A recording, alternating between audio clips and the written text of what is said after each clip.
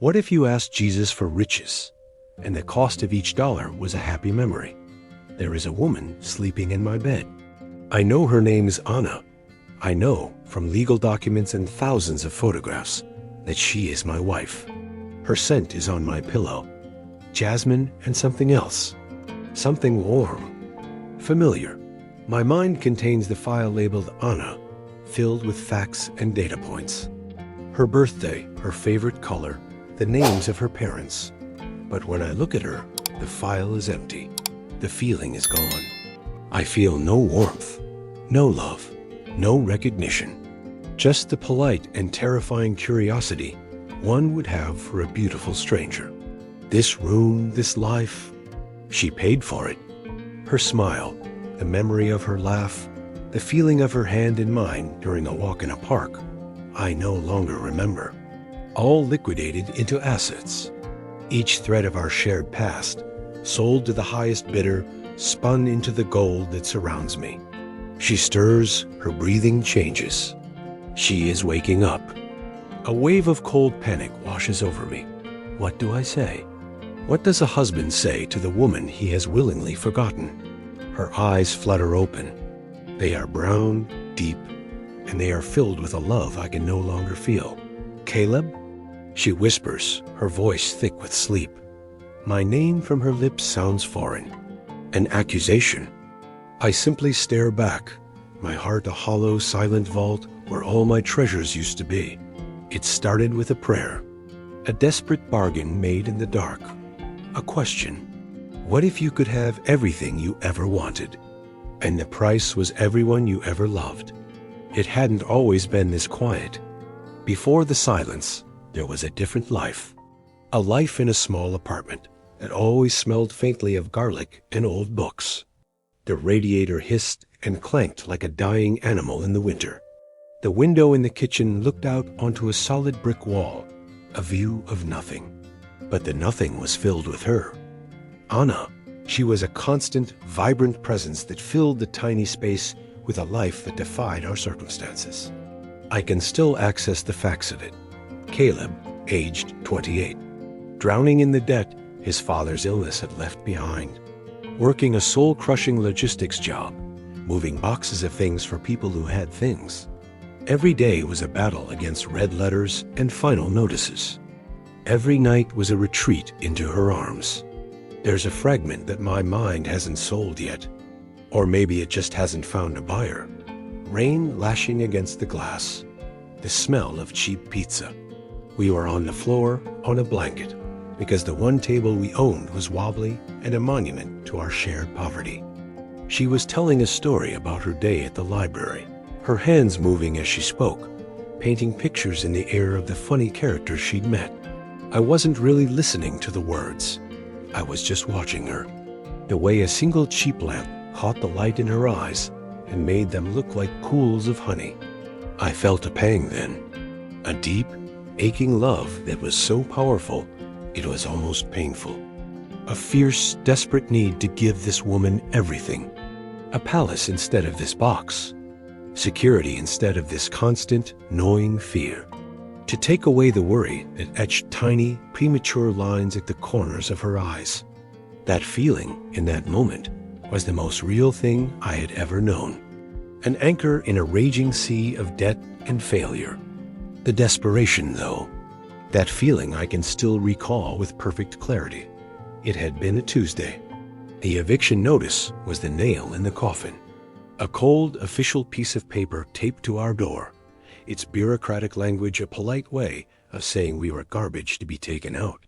I walked for hours that night, lost in the uncaring maze of the city. The lights of skyscrapers mocked me. The windows of expensive restaurants displayed a life I could never touch. I found myself standing outside an old cathedral, not out of any sudden piety, but out of a final, exhausted surrender. I didn't have the strength to walk any further.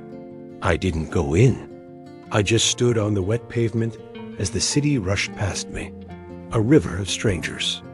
I looked up at the stone saints, their faces eroded by a century of acid rain, their expressions permanently fixed in mournful judgment, and I spoke. Not with my voice, but with the screaming, frantic core of my being. A prayer that was not a request, but a demand, an offer, a deal. My thoughts were a bitter torrent against the indifferent stone. I've prayed, I've worked, I've been good. And for what? To be thrown onto the street? To watch the best person I've ever known suffer because of my failure? It's all a lie, isn't it? All the Sunday school stories. The meek don't inherit a damn thing. I leaned my head against the cold iron fence, the metal pressing into my forehead like a brand. So let's make a real deal. A transaction. You're a god of sacrifice, right? Well, here I am. I'll give you mine. Take it all. The good parts, the happy memories. I don't care what they cost. They don't pay the rent. They don't fix this. Take my past. Take who I am.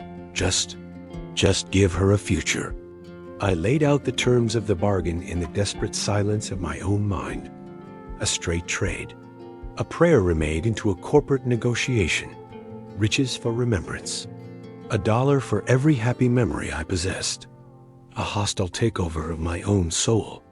I felt nothing. No divine sign. No clap of thunder. Just the endless drizzle, the lonely sound of my own breathing, and the profound shame of my own desperation. I walked home, feeling emptier than before. A fool who had tried to barter with an empty sky. The next morning, an email sat in my inbox. An automated, impersonal message.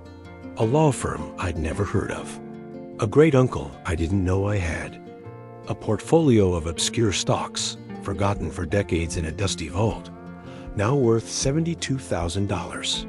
Just enough. Just enough to stop the eviction and breathe for the first time in years.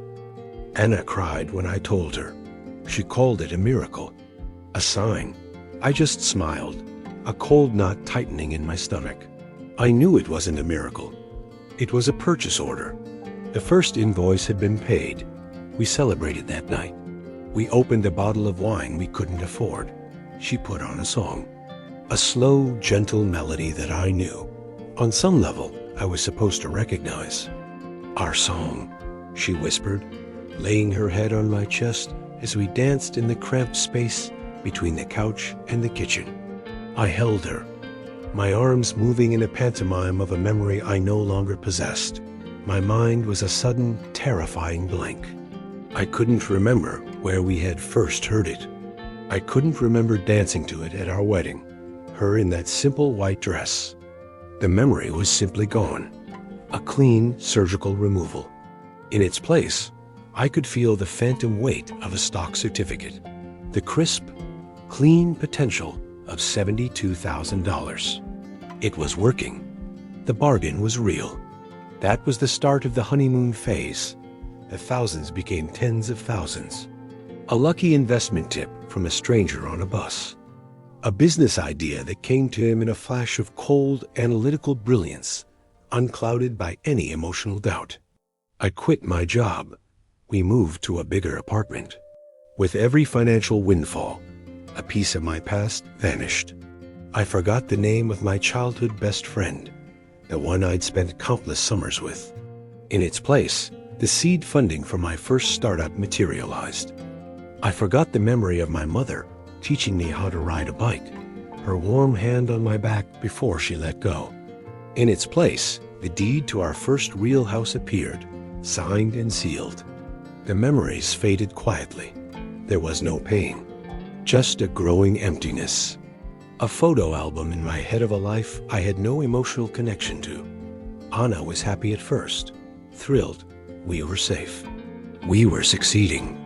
I was becoming the man I had always promised her I would be, but she started to notice the little things, the subtle shifts in the architecture of my soul, the private jokes I no longer understood, the stories of our past that I couldn't finish, the way I looked at her sometimes with the polite, searching curiosity of a stranger. "Do you remember that little cafe in Brighton?" she asked one afternoon, her eyes bright with a memory she wanted to share. The one where we sat for hours during that thunderstorm, and you drew a map of our future on a napkin. I searched my mind. I found nothing. No rain, no cafe, no napkin map. Just the balance sheet of a new acquisition I was planning. I'm sorry, Anna. I don't. A hurt in her eyes was a language I was slowly, word by word, forgetting how to speak. I became a legend in the financial world, a man with the Midas touch. My mind was a razor-sharp instrument, unburdened by sentimentality, nostalgia, or fear. I made ruthless decisions that crushed competitors. I saw patterns in the market that others missed. My wealth grew like a tidal wave, sweeping away everything in its path, including the man I used to be. The echoes of his life were the worst part.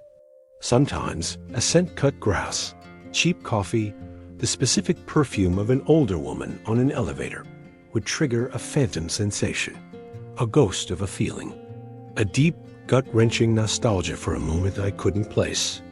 It was like hearing a beautiful song through a thick concrete wall. I knew it was there, but I couldn't make out the melody. These moments left me breathless, disoriented, clutching my chest in a sterile office 50 stories above the ground. What was that? Who was I with? Was I happy? The questions would fade, and the cold, clean logic of the numbers would rush back in, filling the void. What's the one memory you believe defines you? The one you would never, ever let go of, no matter the price? I once believed I had dozens of them. The day I met Anna, our wedding day. The moment I held my father's hand for the last time. I would have sworn on my life that these were the pillars of my soul, untouchable, unsellable. But the bargain never asked for my permission. It didn't present a menu. It just took. One night, Anna came to me in my home office, a vast, dark room of mahogany and leather that felt more like a mausoleum than a study. She was holding a small, worn-out book, a collection of poems. I found this when I was unpacking some old boxes, she said, her voice soft, fragile. Do you remember it? I took the book. The paper was soft with age. I opened it. On the inside cover, there was an inscription in my own handwriting, a younger, sloppier version of my signature. For my Anna, because every word in here reminds me of you. Christmas year 2. I read the words. I understood them as individual components, but they were written in a dead language, an emotional code I could no longer decipher. It was the first gift you ever gave me, she said, her voice trembling slightly, a desperate hope in her eyes. We had no money. You told me you saved your lunch money for 3 months to buy it. I looked at her, at the hope and the hurt warring in her beautiful face. I wanted to feel it. I tried to. I tried to remember the pride, the love, the sacrifice packed into that simple, cheap object.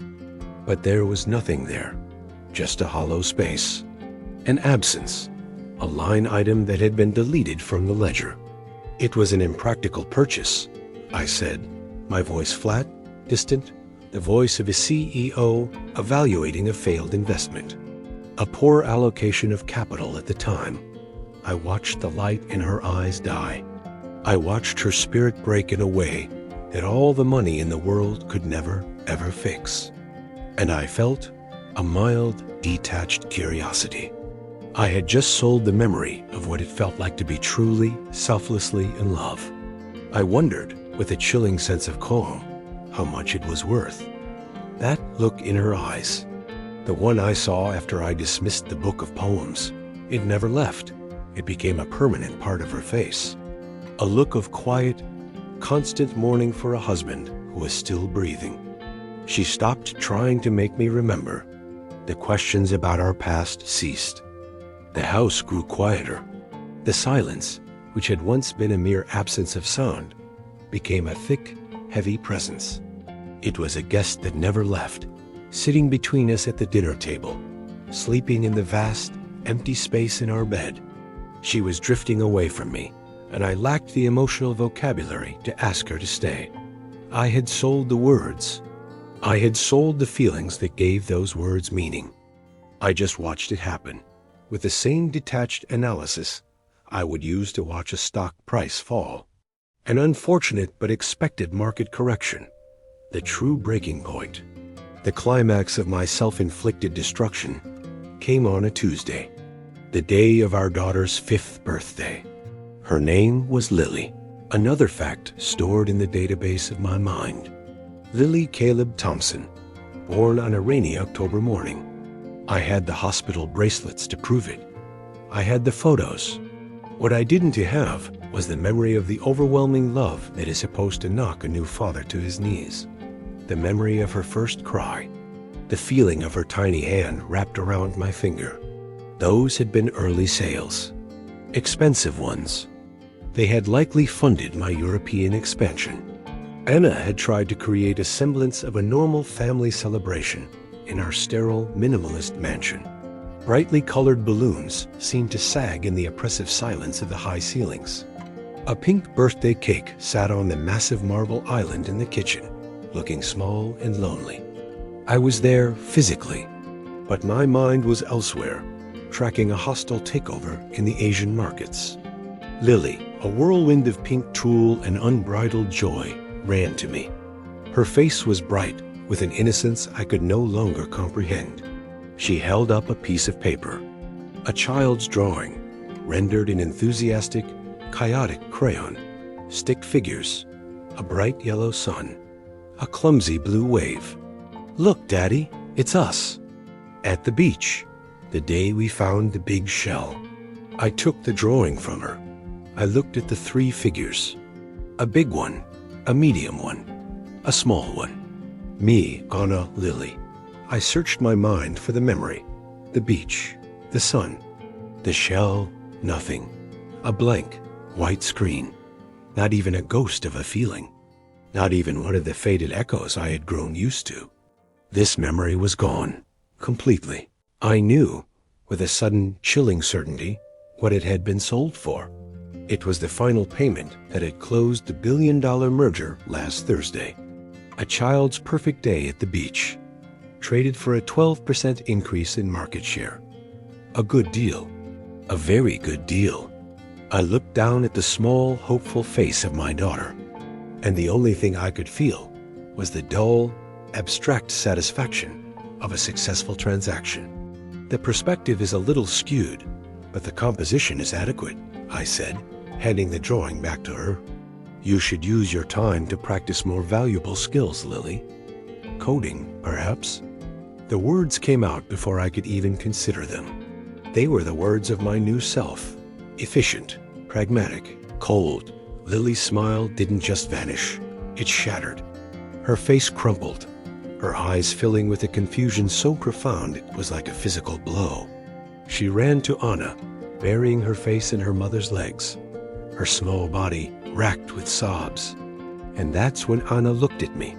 The mourning in her eyes was gone, replaced by something else, a terrifying, final clarity. She picked Lily up, holding her tight, and for the first time in a long time, she walked directly towards me. She didn't shout. Her voice was lower than a whisper, but it cut through the silence like a shard of glass. I could live with you forgetting our song, Caleb. I could even, God help me, live with you forgetting the day we got married. I told myself you were just lost, that the man I loved was still in there somewhere, buried under all of this. She gestured around at the vast, empty house, at the prison I had built for us. But this, looking at your own daughter, as if she's a line item on a balance sheet. Her voice broke, but she held my gaze. You didn't just forget the memory, did you? You sold the feeling too. You sold the love you have for her. You sold our baby for a number on a screen. I opened my mouth to respond, to explain that my love for my daughter was a biological fact, a certainty. But I couldn't, because in that moment, I tried. I reached deep inside myself, searching for that fierce, paternal, unconditional love. And I found nothing, just a hollow, echoing chamber, an empty throne room. The bargain had finally taken everything. I'm leaving, she said. The words were simple, absolute. I'm taking her with me. I can't let you sell her soul too. I can't let her grow up thinking this emptiness, is what love looks like. She walked past me, carrying our crying child, and she did not look back. I didn't try to stop her. What would I have even said? The resolution was swift. Lawyers got involved. Documents were signed. I was generous. Of course I was. I gave her everything she wanted. It was just money, the cheapest commodity I had. The day she left was quiet. No shouting, no final, dramatic confrontation. Just the sound of a suitcase rolling across the marble floor. The soft click of the front door closing. And then the silence, the true silence I had paid for. The house, once filled with her futile attempts to make it a home, was now truly, perfectly empty. It's been a year since then. I am now one of the richest men in the world. My face is on the cover of magazines. They call me a visionary, a kingmaker. They have no idea how right they are. I am a king, the king of a vast, silent, and desolate kingdom. Sometimes, late at night, I stand here, in this penthouse, looking out at the city I own. I'll pick up the one photograph she left behind, the one of us on the beach. I see the stranger with my face, smiling. I see the beautiful woman whose name I know. I see the little girl with my eyes, laughing. I know, as a matter of fact, that I am supposed to love them. But all I feel is the cold weight of the glass in my hand. The bargain is complete. I got exactly what I asked for. I traded every piece of my humanity for a number in a bank account. I traded a life of warmth for a throne of gold. I thought I was buying security. I thought I was buying a future. But I was wrong. I sold my past, and in doing so, I erased any possibility of a future. Because a future without love, without connection, without memory, isn't a future at all. It's just a longer, quieter, more expensive version of today. I sold my soul not for riches, but for this, for the silence that now surrounds me. And it is the only thing I have left. Stories like these are reminders of the hidden costs behind our choices. If you believe that stories can help us understand ourselves better, subscribe to this channel.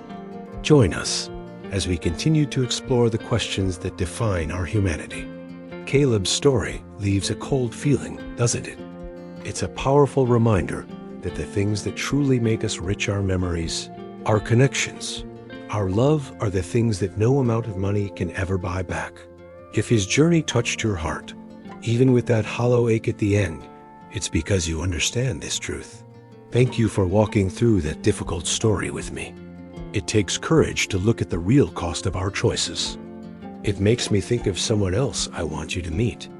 A woman who, unlike Caleb, wasn't trying to gain the world. All she wanted was to hold on to one single thing, the memory of the love of her life. She made a different kind of bargain, praying to never, ever forget his face. But what happens when the one thing you can't bear to lose becomes the very thing that won't let you go? Her story is a beautiful, haunting look at love and grief, and it holds a lesson that is the other side of the coin to the one we just learned.